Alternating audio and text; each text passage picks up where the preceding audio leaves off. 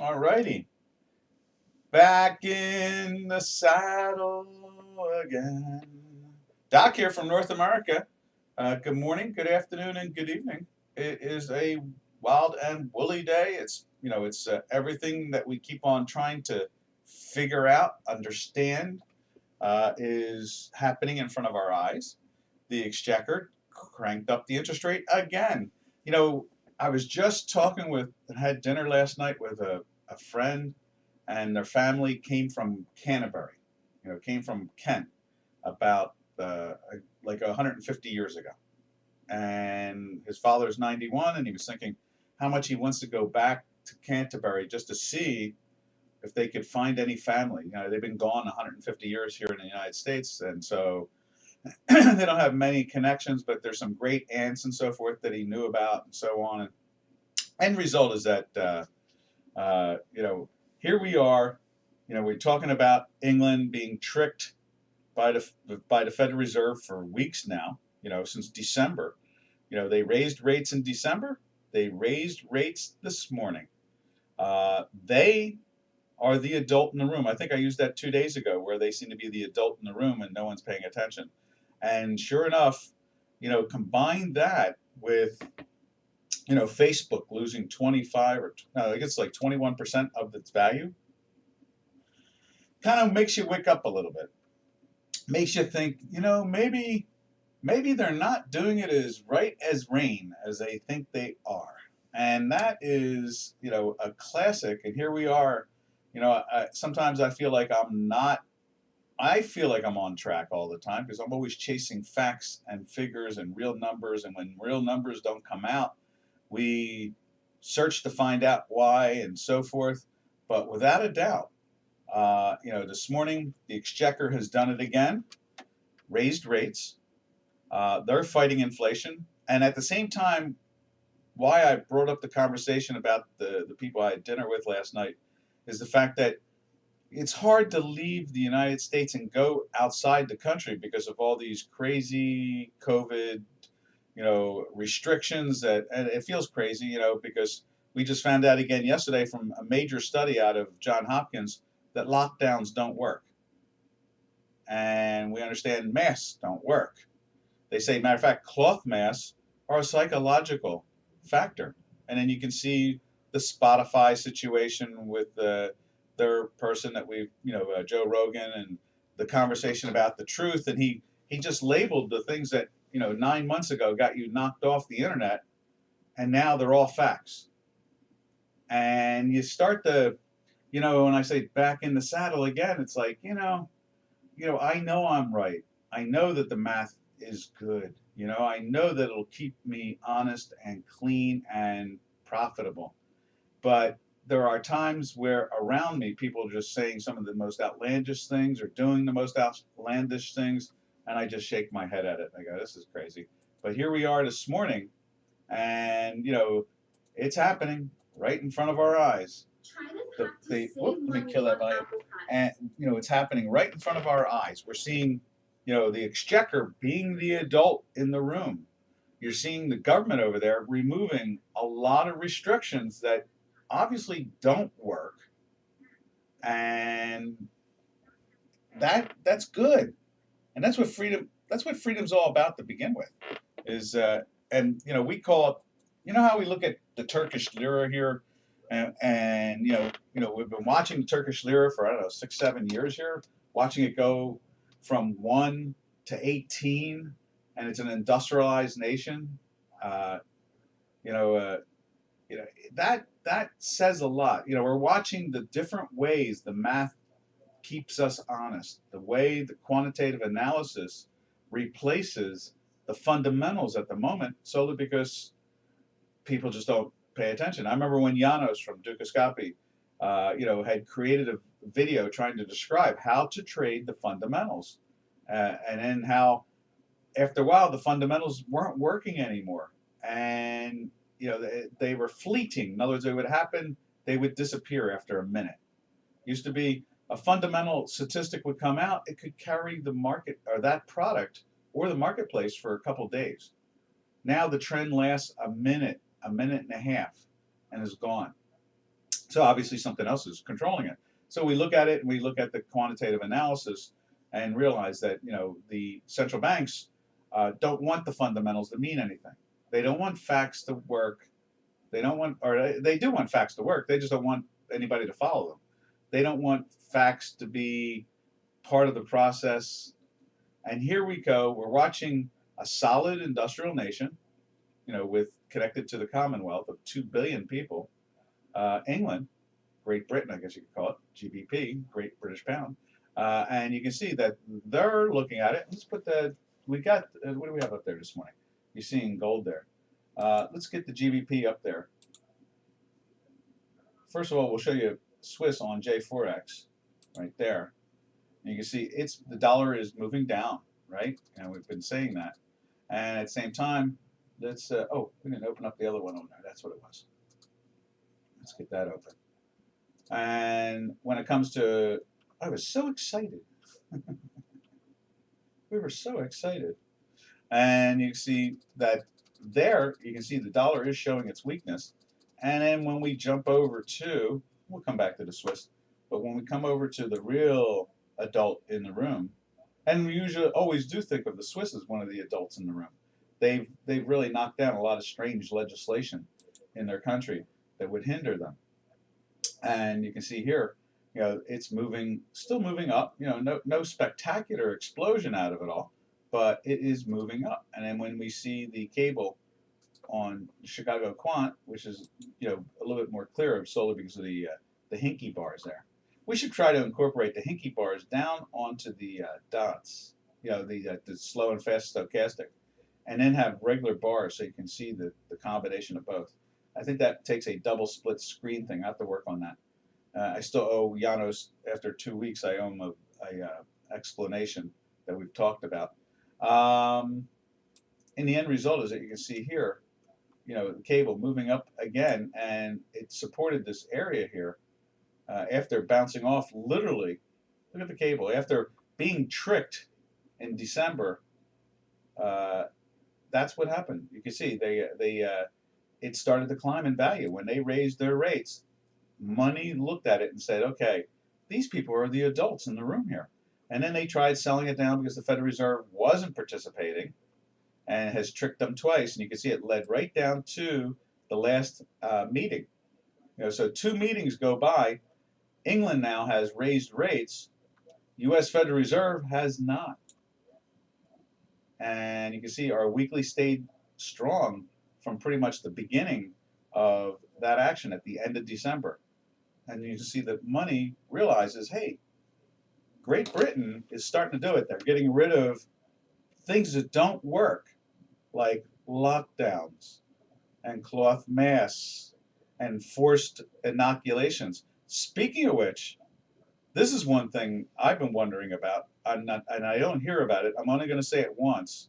But do you know that since this is an international webinar, the Geneva Convention says that you can't force people to take experimental drugs. It's going to be a lot of people who are going to be answering a lot of questions in 11, 12 months. So in the Geneva Convention, it says you can't force people to take experimental drugs. And we all know that the history of what we're taking. What the jab is, as they would say in England, is not necessarily fully baked, I guess you could say. So there's going to be a lot more questions that have to be resolved. It's going to be very fascinating to see it all play out. Anyhow, there we go. You can see their cable is showing that strength, and that's the whole idea. My son and I who's an economist, yesterday had a conversation about that at lunchtime, about the idea of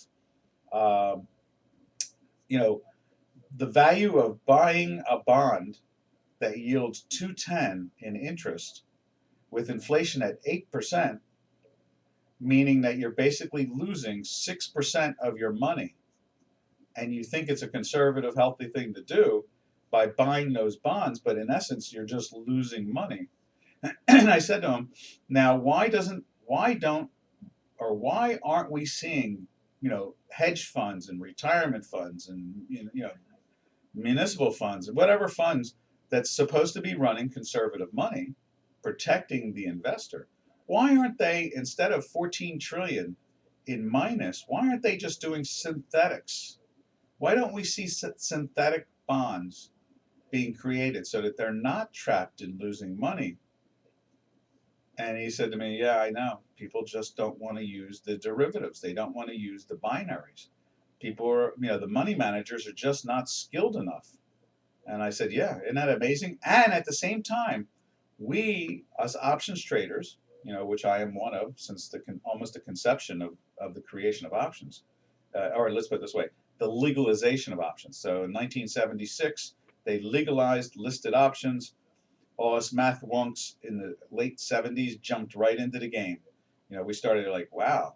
And they started building exchanges. There was no Philadelphia Options Exchange before like 76 going into 77. There was no American Options Exchange. There was the Chicago Board of Trade, the Futures Exchange, created the CBOE, the Chicago Board of Options Exchange.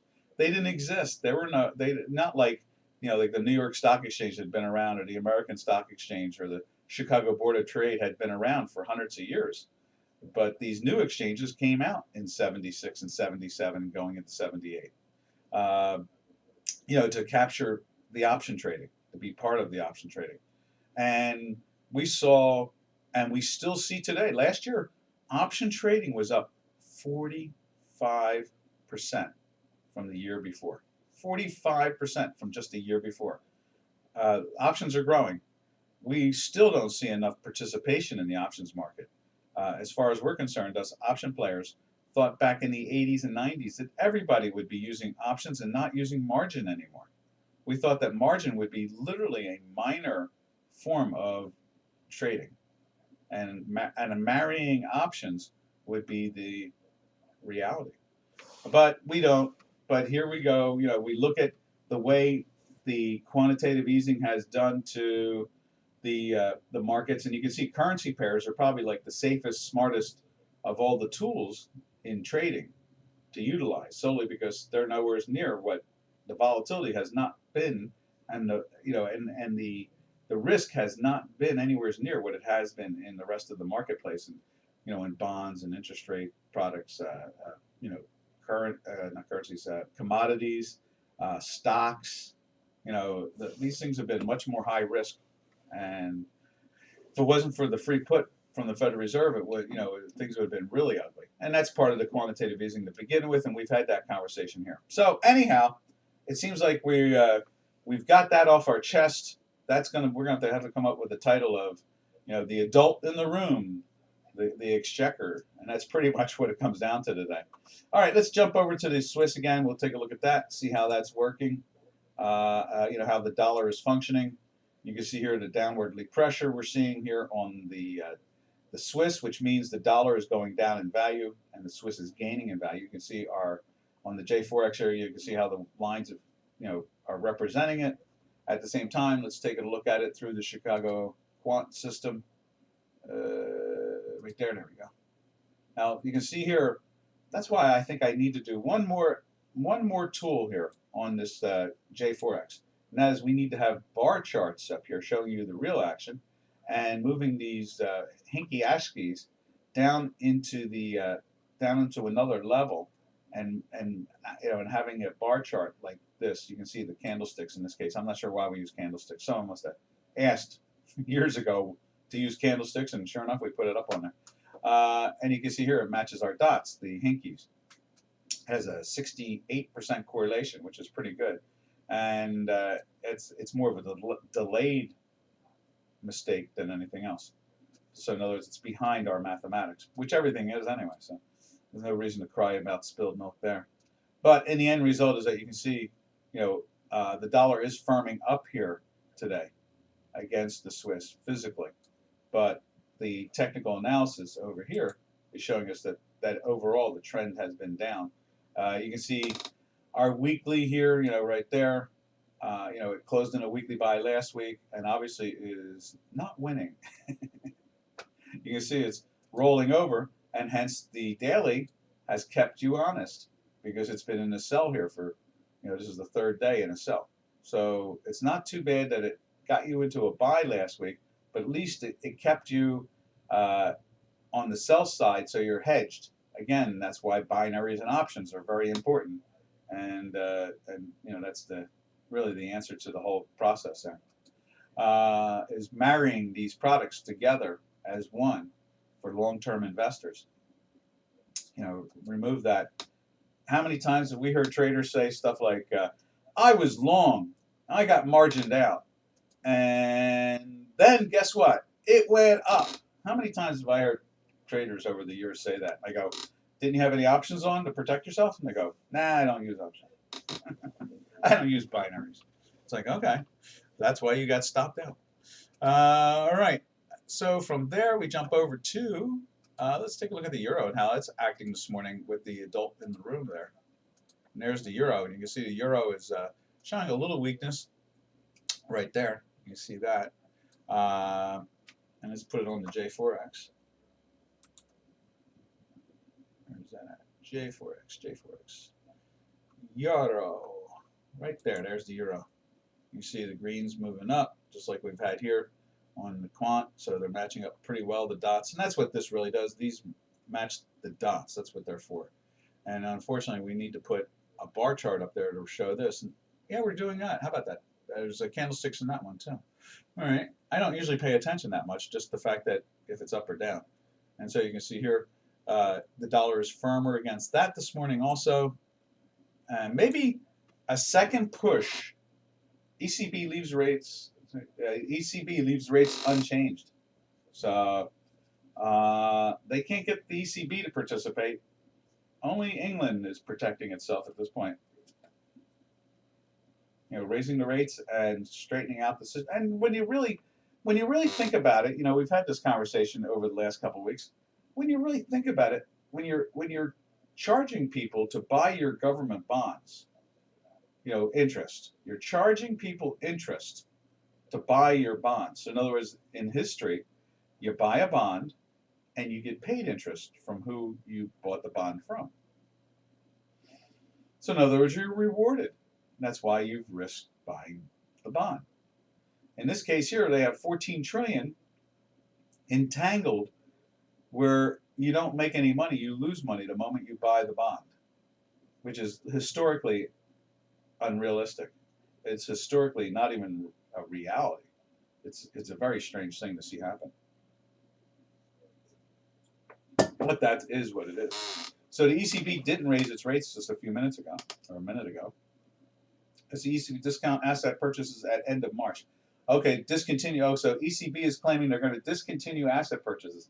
See, I don't really trust the asset purchasing to begin with because the central banks can find conduits to perk and adjust things.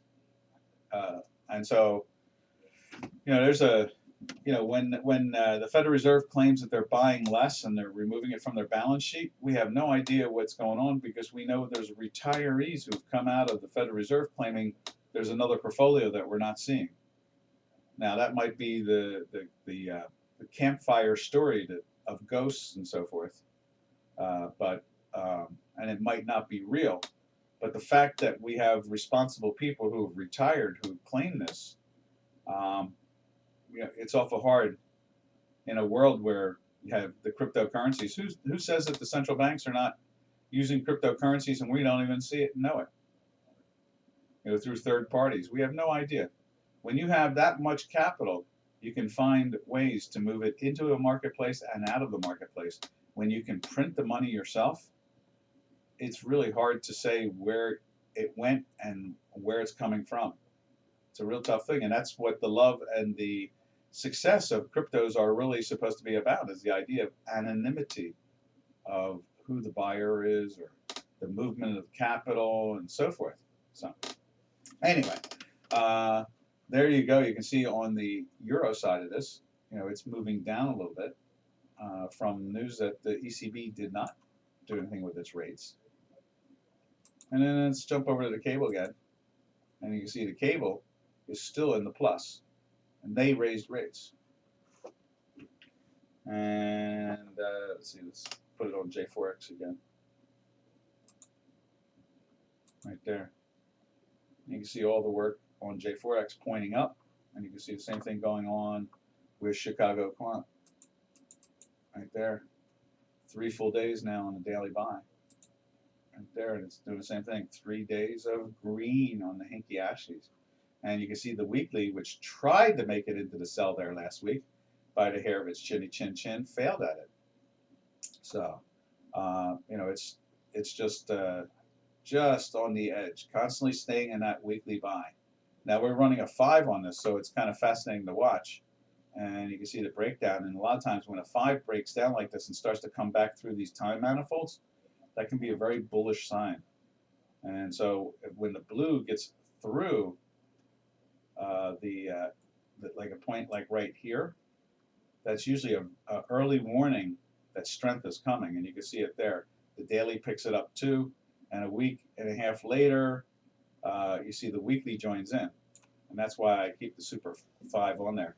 Matter of fact, when we jump over to just a quick note, here's the S&P 500 on an intraday basis, and this is a Super, and so you know it's using the green and the white, and you know on an intraday basis, when I see the blue through, I know that we're going to start to see strength, and you can see it here. This is just an intraday trading of was it a 3.5 Tesla, I think it is, or it's a 3 Tesla, so it's 1296, and you know it's just a good short-term intraday tool to catch little crumbs, little profits every day.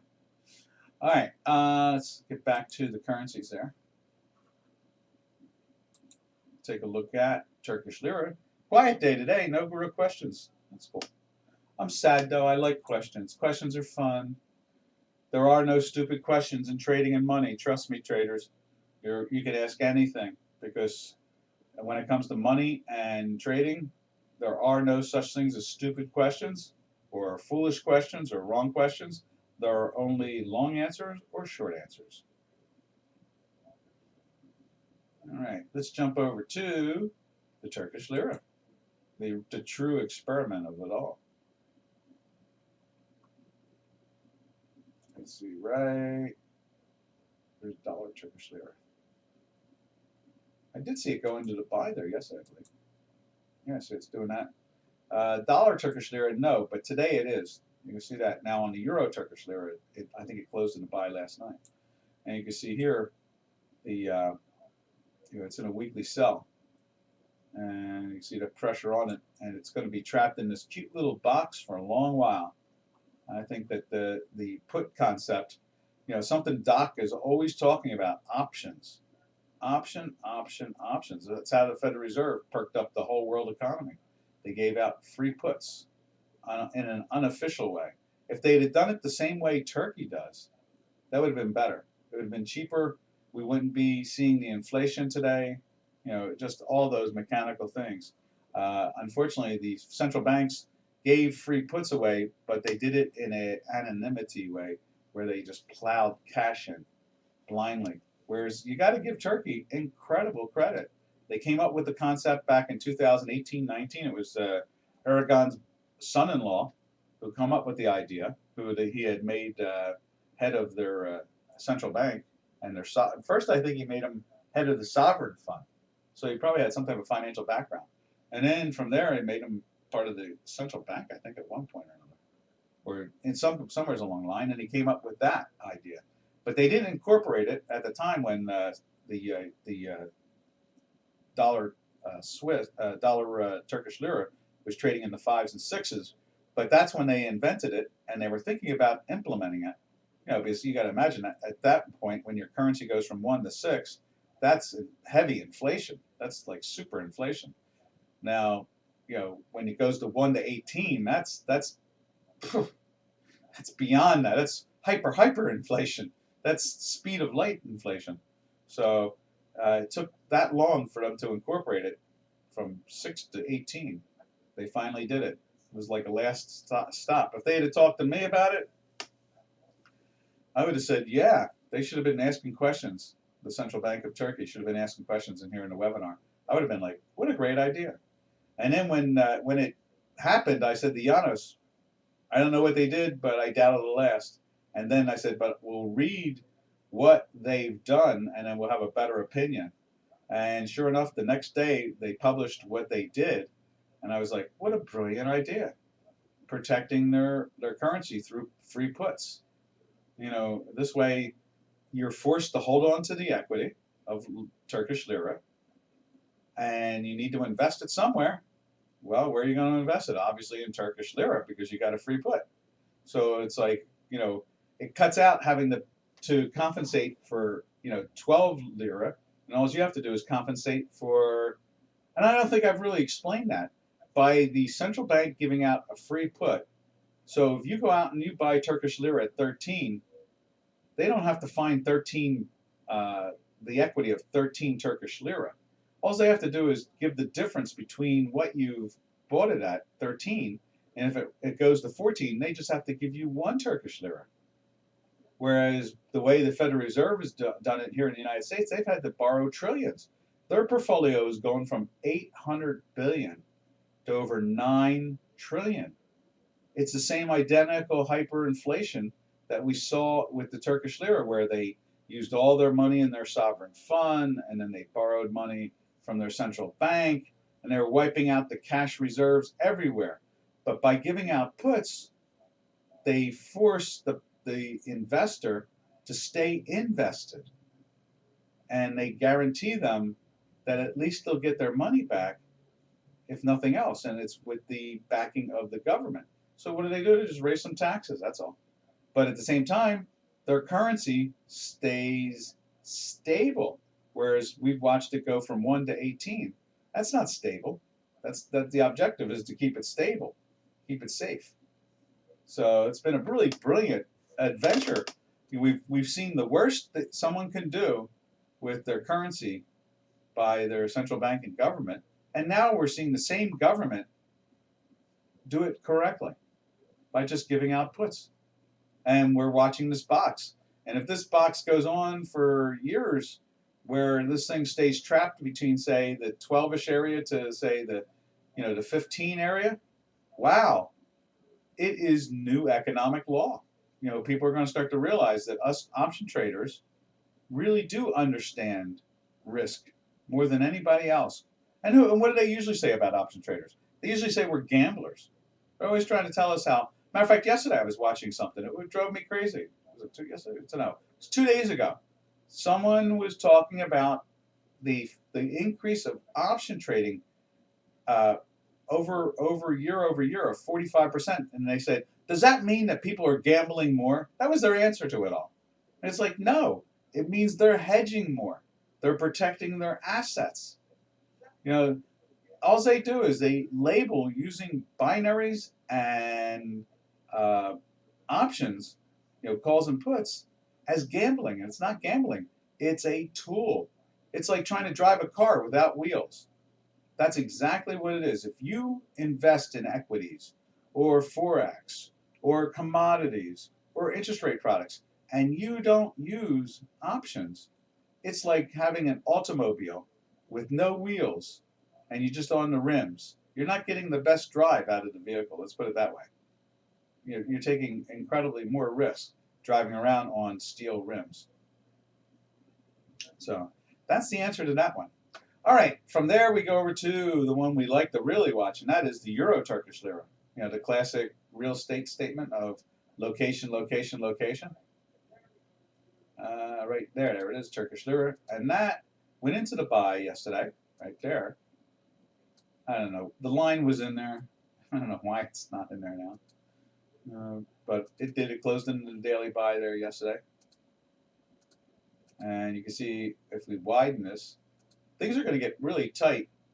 Time is going to, because, let's see if we can show it to you here. See, this one has a red and a green. So it was through the 0 line. You can see it. No, it was just underneath it at the time, right there. It's minus 0.0050. And now, yesterday it closed there, and today it is up. Now, it's not going to be the wild, woolly animal that it has been, because, the options that the government gives now is going to hedge it. It's going to help the investors to be hedged, which means if you can invest money, imagine every time you made a trade and you knew that you were hedged. and you couldn't lose the money you invested, wouldn't you invest more money? I'll say that again. Imagine you're investing money in something, you're buying some product, and you know that what you buy is protected through the derivatives so that you can't lose your original asset investment. Wouldn't you invest more money? I'd imagine I get a couple yeses out of that one. I mean, that's like, that's what options do. When used correctly, like anything, use them wrong and, write naked calls, yeah, you're going to be at enormous risk. That's why binaries are so much more productive that way. Do it through spreads, or buy puts and buy the forex. You're guaranteeing that your assets are going to be protected. All right. And in many ways, what we used to call it, when we traded it, we used to call that a straddle. Because imagine if you buy a bunch of puts to protect your long currency, and the currency falls, well, then you made it on your puts. But if the currency takes off and goes exploding up in value over time, and the options expire, usually the underlying currency has paid for all those puts, and you've made money at the same time, and your risk was very low. And that's how that works. All right, from there we jump over to the Canadian. See what the Canadian's up to this morning. You see they're bouncing back up again, a little surprising, and you can see our weekly is showing the strength there. See how it looks over on the Chicago. I'm on the J4X there.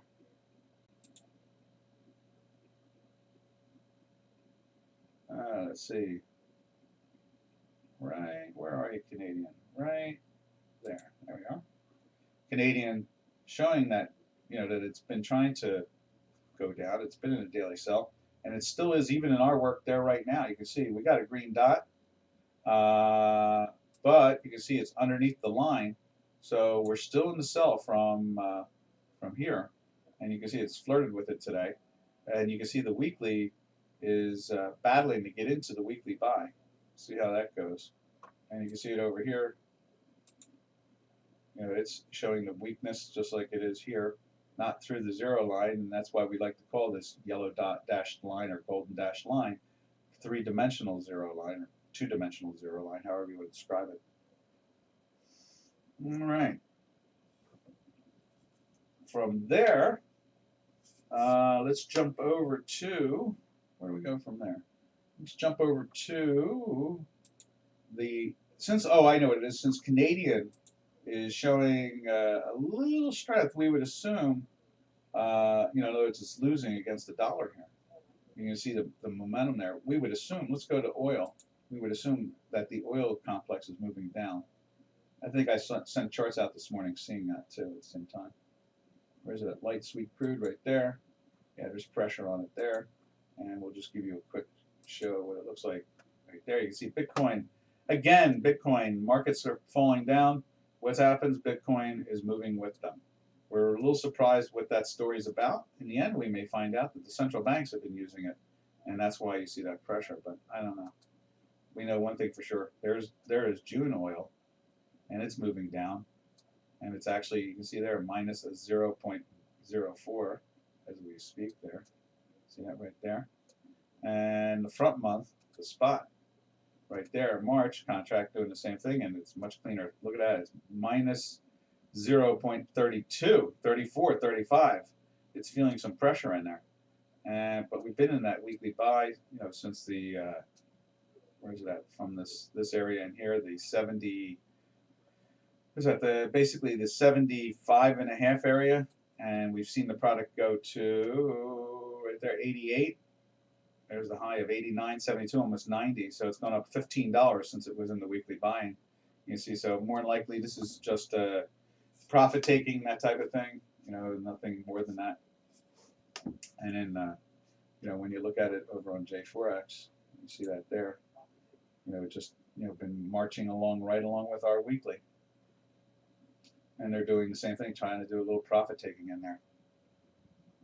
All right, from there, we'll jump over to the South African Rand, and we also look at the metals complex. Usually, this also can insinuate that gold is moving down when we see Canadian trying to perk its head up, as you see right there on the Chicago Quant, trying to perk its head up. And you can see gold looks like it's trying. Oh, it looks like gold is trying to bottom in here. Let's take a look at it through the Quant, and you can see gold right there. You know, it's been in a sell for 6 days, and you can see the last couple of days, it's gone from the 90s all the way up to the 08, so it's gone up about $18. You see the weekly is trying to break down.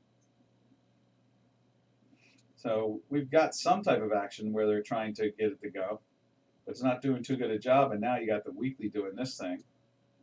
And we'll come back to this. Now we're going to run the South African Rand. That's what we usually do. We go to the South African Rand from here, from the Canadian, because the Canadian and the South African Rand pairs trades seem to represent the action more than anything else. And there's the South African Rand against the dollar. Let's put it up over here.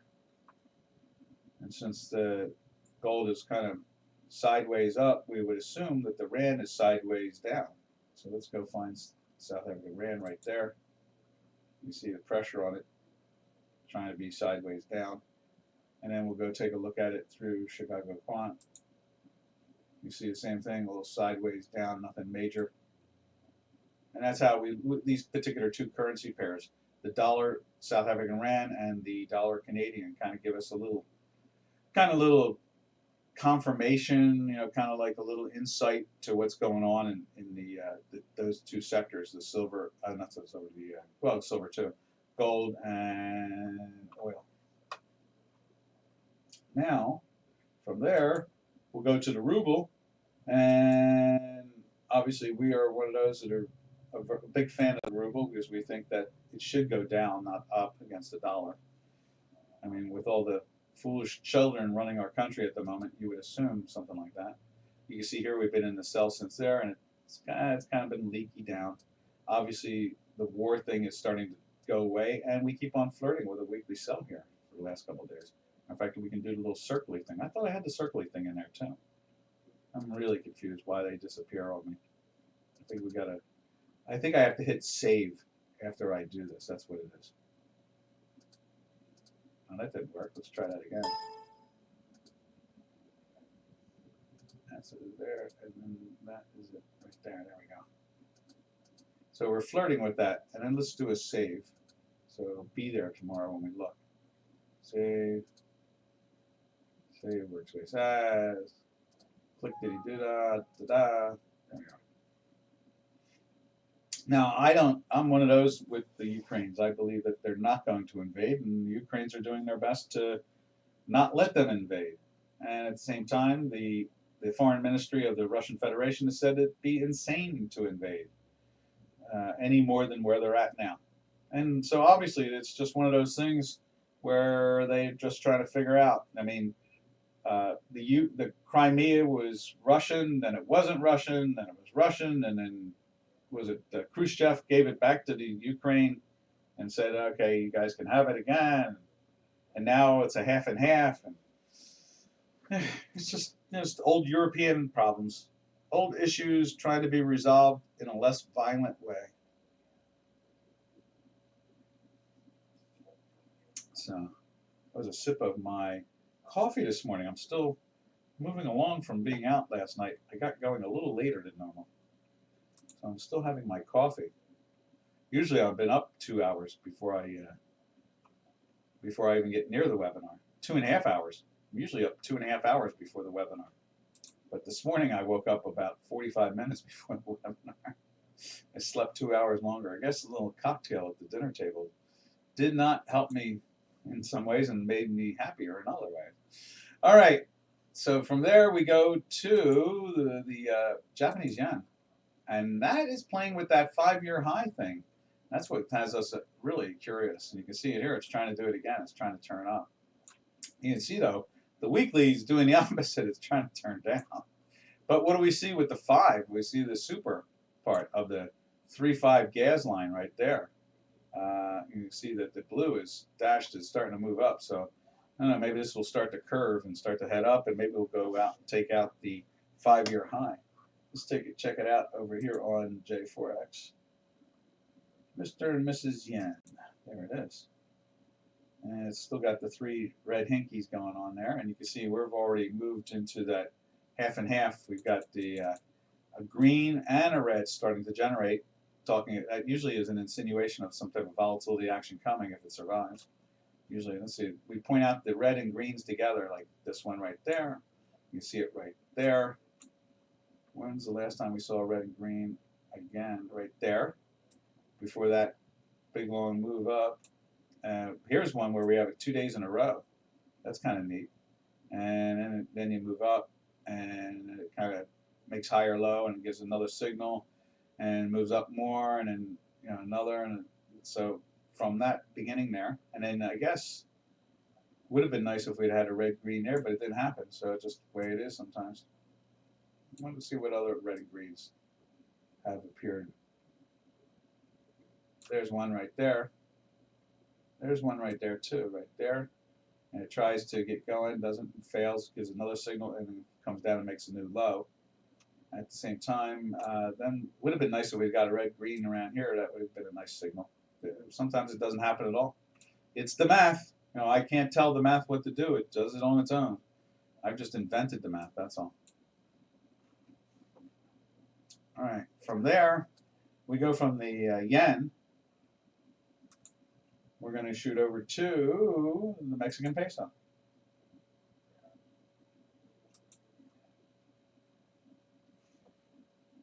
And there's the Mexican peso doing its little sideways choppy down now. Let's check it out over here.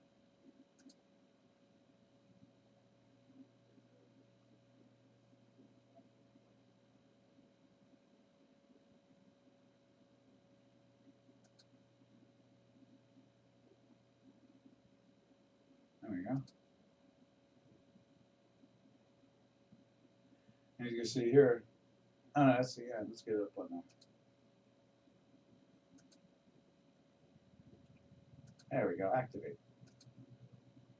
As you can see here, it's doing that same little dance as you see on J4X. Three reds, and you see the line is trying to turn up. And you can see the same thing right there. The line is trying to turn up on J4X. Wow, we've gone from a busy morning yesterday to a quiet morning.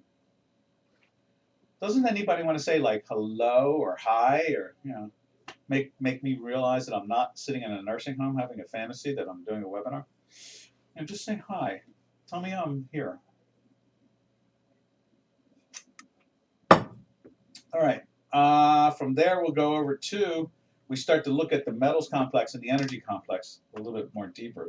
So let's check out silver this morning.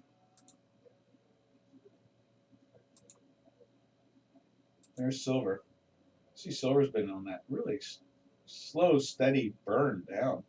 You see the J4X push down, and then the last couple of days it's pushed that buy thing there. And I know we were in a daily buy twice, 2 days in a row at one point. Let's go find it. Not there. Not there. Over here. There it is. And yeah, it's pushing into the sell here this morning. Right there. After 2 days of a buy. And that's what the fast, slow stochastic was telling you at the same time. That buy strength there. Now you can see the weekly, we're in a weekly sell from last week, so it's not very trustworthy, that daily buy there. We just knew that was a neutral. You don't get long off of that. You protect your short, that's all. You try to go into the neutral stance.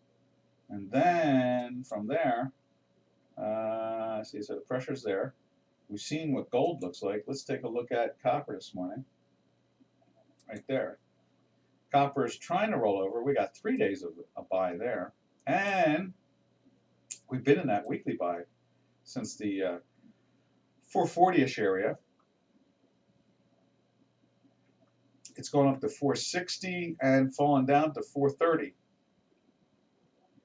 So, what can we say about that? I don't know. What else can we say about that? This is interesting to see this bounce here. Anything else can we say about copper? I guess not much. Let's take a look at that platinum. We've been we watch the platinum as we find that fascinating in the sense of it has been kind of like the real barometer. But look at that, a couple days now on the sell finally. Let's just give that a refresh. Have we not seen that? I thought it was in a buy. Yeah, so for 3 days now it's been in that sell, and I guess that's why we're seeing the weakness in gold, and now we're seeing the weakness in silver. Still stuck in that weekly buy now for what, 6 weeks? Yeah, 2, 4, 6. This is a 6 week. But now what is that? Let's see if we can get rid of that. Remove. How do we do this? Remove gas line 7. Yes. No, we want to remove you. How do we do that? Let's see what happens here if we do this. Indicator and clear to 7. Remove. There it is. So you can see here that pressure is on. Not much more to be said about platinum. It's been that odd precious metal that people seem to have forgotten about since it's trading at almost half the value of gold now. What a crazy thing happening. So you've got silver trading at 40 times less than gold, and now you have platinum trading half the value of gold, and then gold's still the #1 precious metal, that's for sure. All right, from there, let's see, what else do we got going on here?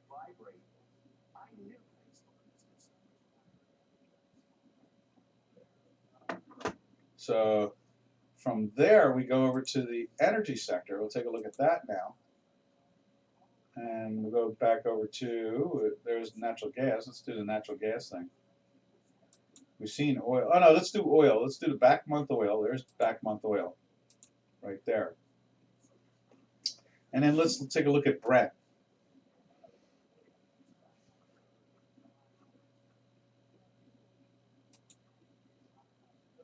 There it is there. You see a little reddish thing starting to kick up. You can see for days now, Brent has been pushing down. So, we should have a bar chart up there. I bet Brent is down when it comes to the value. And I can't get Brent on my quant. I don't subscribe to anything like that. Let's see. Let's jump over to natural gas. Both come up on this for natural gas. Here's the American natural gas. And it did get spiked. I saw that a couple days ago. There's natural gas trading in, it was over $5 a unit. And in Europe, let's put it up on here too. And then that's J4X. And let's put it on here. There's natural gas. And you can see it had spiked up to the 555 area, 557 area. And now it's down about 60 cents. That's a pretty big move in a product like that. That's a dramatic move. And then let's take a look at European natural gas, which is trading like 8 times higher in value. Is that it? Where's it at? Right there. There it is. See, it's trading at 28 euros, which is like almost like 30 some odd dollars, which is wild. Whereas we're trading at $5. Oh, excuse me.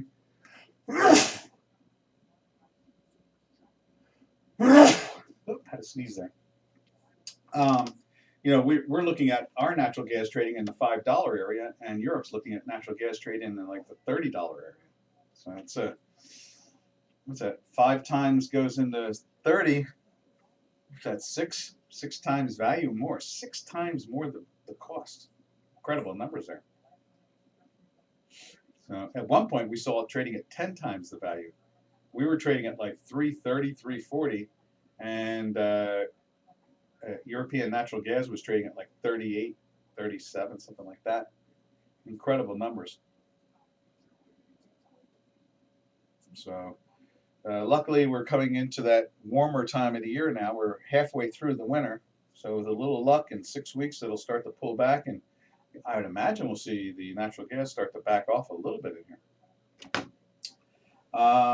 From there, I mean, we're at 100-year temperatures in the United States, or I think at the NASA average, I think the Earth is at 100-year lows in temperature.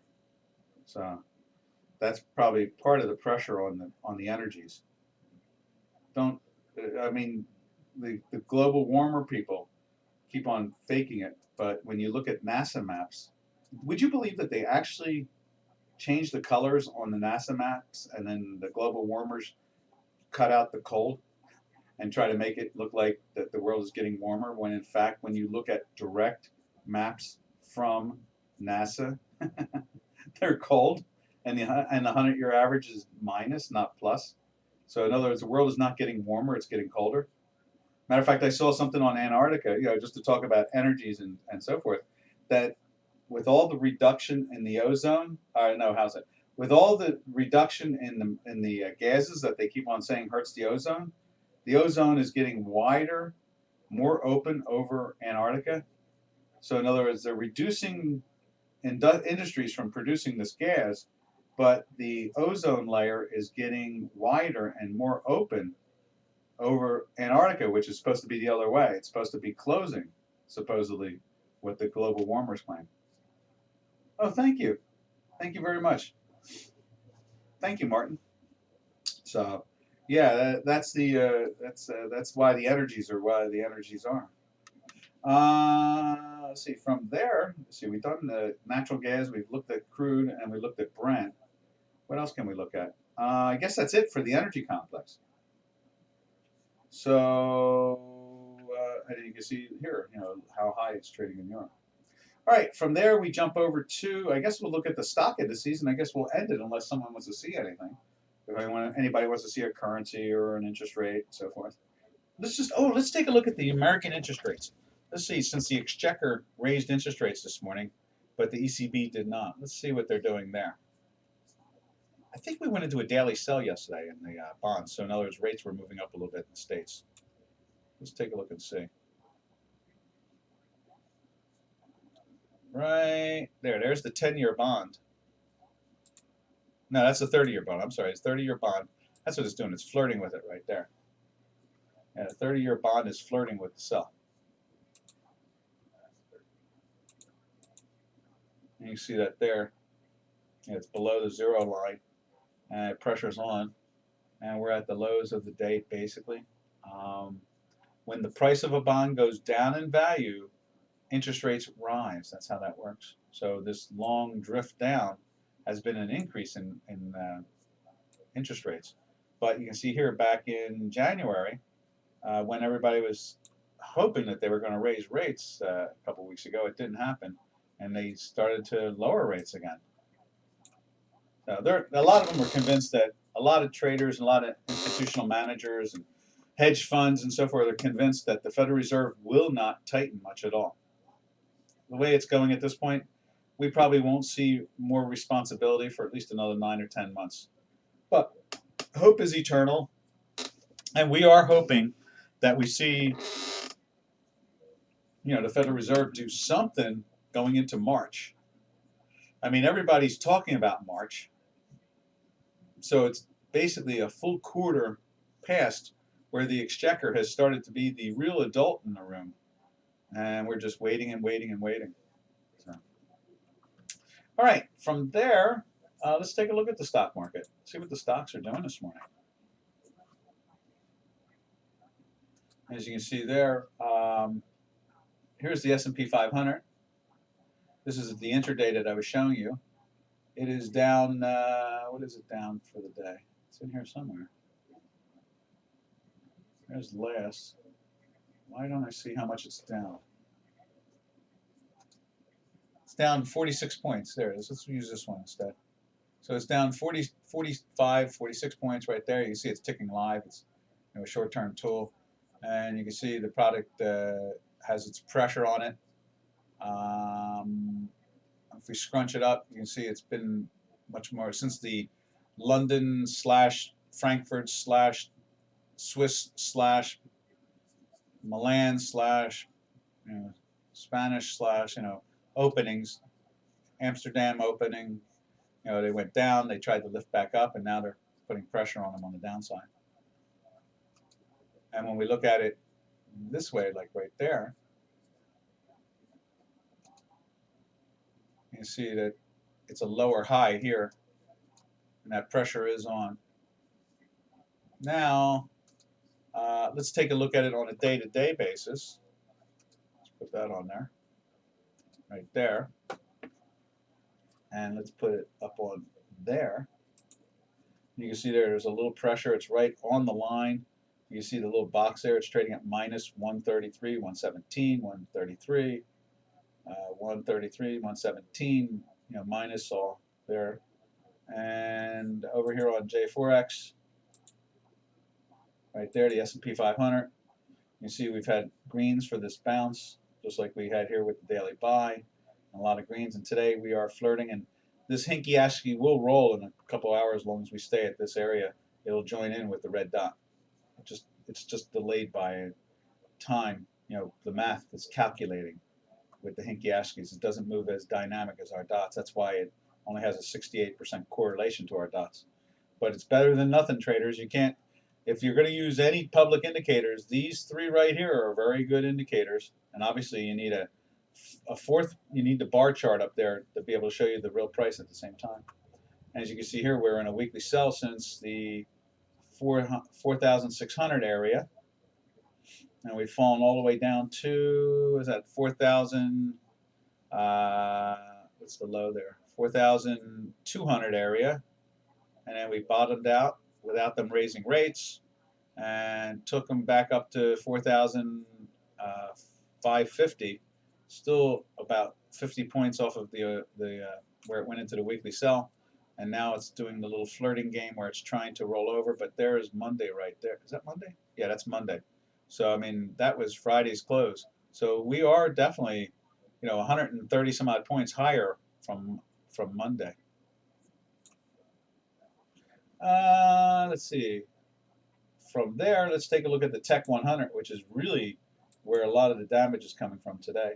You see that's been in a weekly sell, much longer, 3, 4, going on a 5th week from the, what is that, the 16,500 area. Basically, we've been in a weekly sell. What's there? Yeah, right there, 16.5 area.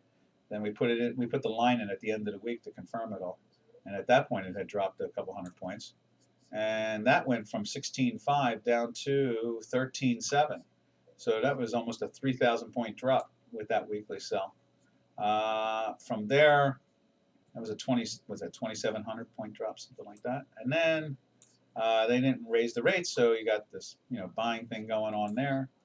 Now let's take a look at that on the intraday, and let's put that. Let's put it up over here too first. Right there it is, the Tech 100. That's what we're looking at. This is full of, exciting product. It has Google and Amazon and Facebook or Metaverse or whatever you want to call it. PayPal and Tesla and what else can we say in there? Microsoft and Intel and Cisco Systems. It has all the tech in there, all the tech, and the biotech too. Now let's take a look at it right here. You see it's down 320 points right there. You can see that. So let's put it up right there, and let's scrunch that up a little bit like so. And you can see from the London Open, the Swiss Open, everybody's European Open, it's fallen from 14,800 down to a low of 3 hours later of 14,750. I guess that's what it is, 7.5 from 14.87, so it's dropped 100 and some odd points. I think it fell harder last night from the Meta stock news. So it was trading at 15. This is when the news came out about the stock. Let's see if we can put the stock up there too. They're beating up Facebook. Facebook's getting pounded. So that's why we're seeing the pressure on that particular sector there. Let's do this. Let's open that, close that, and then let's open up. Let's put that back together again. And let's show you. Where can we do it? So you can see right here, the Tech 100 is getting beat up pretty hard there. From its high of 15,260 down to 14,746. So you're looking at a 500-point swing from its high to its low in less than 12 hours. And then oh, I know what I wanted to do. I put Facebook up there. Where's that at? It's right there.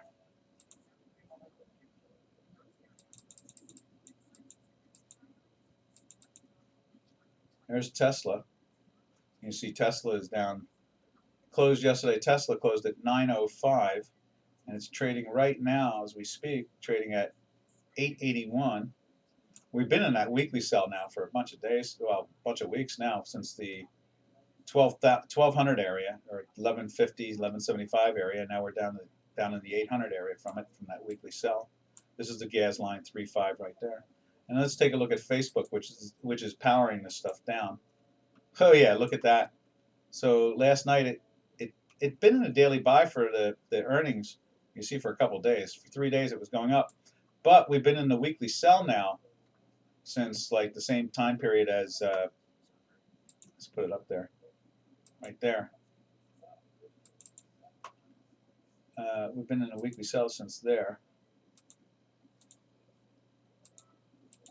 And let's fix the 5. That should be blue. Blue on blue. Right there. And so, oh, I see. No, it missed it. Almost jumped into the buy there and still failed. So it's been, see, the blue is below it. So they need to be all on the sell side.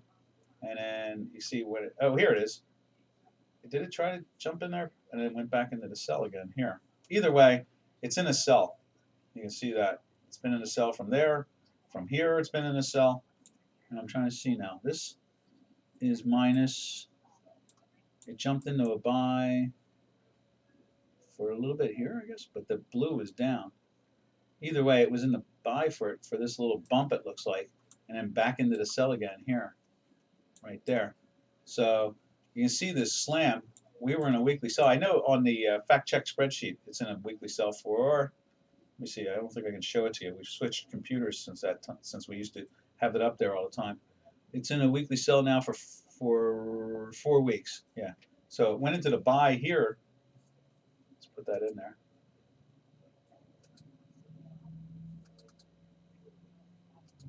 Right there. And then went back into the sell again right there.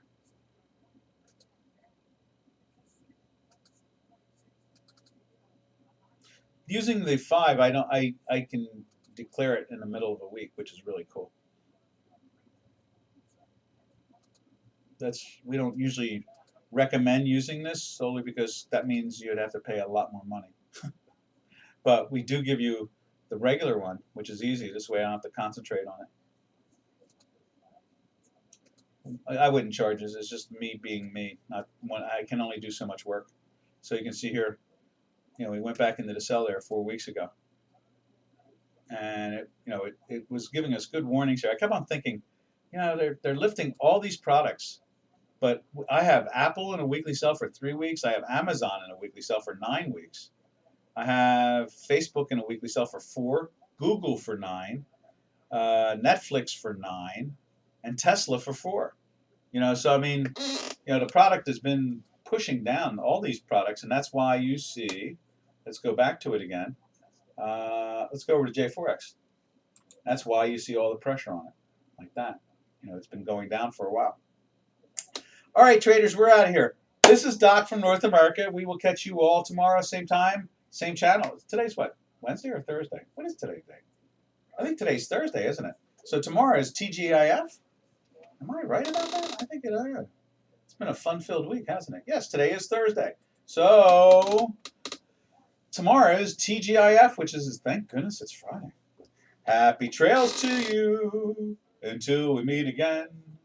Happy trails to you, to all our trading friends. Ta-ta for now, traders. Arrivederci.